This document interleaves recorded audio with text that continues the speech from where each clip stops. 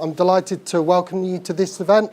First of all, I'd like to ask the Vice-Chancellor of Lancaster University, Professor Mark Smith, to formally welcome you to Lancaster. Okay, so thanks, Paul, and it's a great pleasure to be here this morning to say a few words. And you'll be glad to hear there only will be a few words, so you can get on with the main business of the day. But first of all, welcome. And it's great to see so many people here at Lancaster and as part of this seminar, because one of the things that's already become clear is that the Centre for Global Higher Education is getting high visibility. It's an important forum for discussions of ideas and issues around higher education. And even in its infancy, given that it only started in November 2015, there is plenty of visibility and people are taking notice of what the centre is saying. Not only are people taking notice, I've already been interviewed as part of one of the other streams, so you're very active as a project, and I think by the kind of attendance today, we can see that it is generating a lot of interest in the sector, and I'm very pleased that Lancaster is a component part of this much larger scale project. I think that the centre can play a key role because debating and understanding some of the key issues around higher education, they need some space. And I think in a way, I would just say the sort of research you do has always struck me as slightly odd.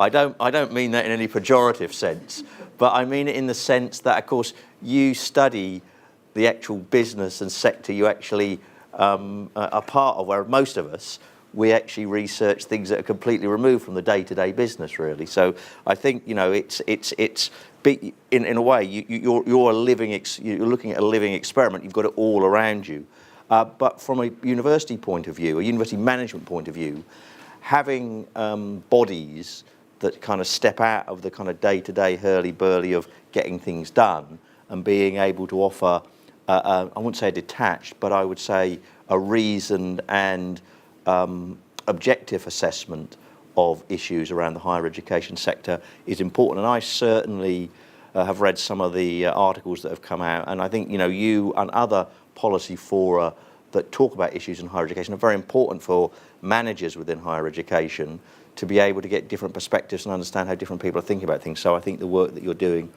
is hugely valuable in kind of being one of the focuses for the debate around policy and practice in higher education. So I wish you all the best with the longer term project, but particularly today.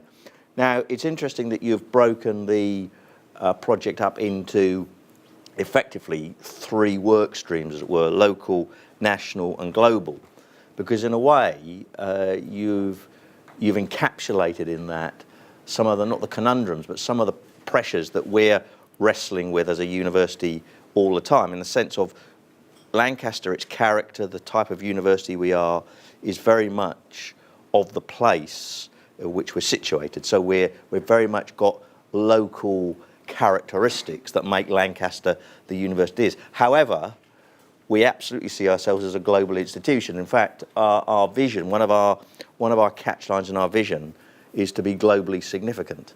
Now, I sometimes have to defend that line and say, well, don't you want to be world leading?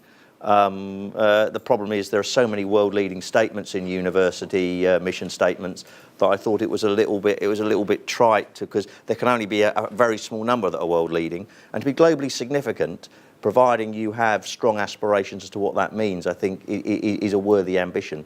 And I think by projects like this, and through associating with the centre, we are being globally significant, because we take globally significant to mean that people from around the world take notice of what you do. And I think if you're doing that, you'll succeed, for the right reasons, I have to say. If you succeed to do that for the right reasons, then I think you're having a profound effect. Now, what you're actually kind of grappling with here, I think today's title is global. What is global about global higher education, and why does it matter?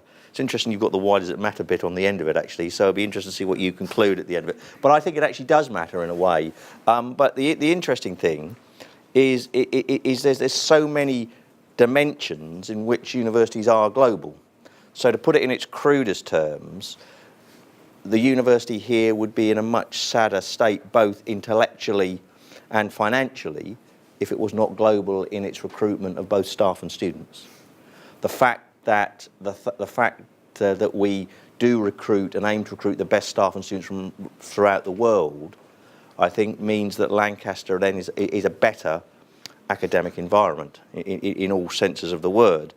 But then the interesting conundrum is, what is it special? So why do students, in a globalised environment, why should students, what is special about the Lancaster education that then, you know, makes it worthy of them coming here?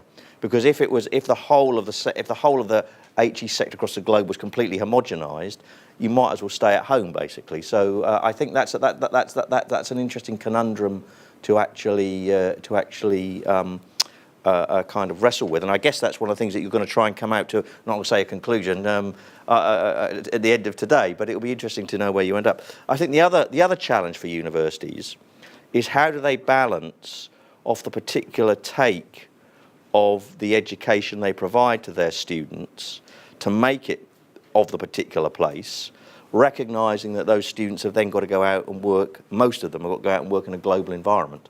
So they need skills that will allow them to work in a globalised context. So I think that you've got a lot of meaty issues to kind of get your teeth into. So we very well know that the project itself is international, with researchers based in several countries. I think it's 9 across the world, and all 5 continents. So I don't think the penguins yet are quite taking notice of what you're saying, but you never know. I guess there'll be someone somewhere got an aspiration to have the University of the Antarctic, but it's not on our strategy yet. But nevertheless, you've got a big canvas there, and you've got lots of inputs to try and understand this. And of course, none of this would be possible without the funders who had the foresight to agree to this extensive programme. So I guess, and it's important to thank both the ESRC and HEFCE.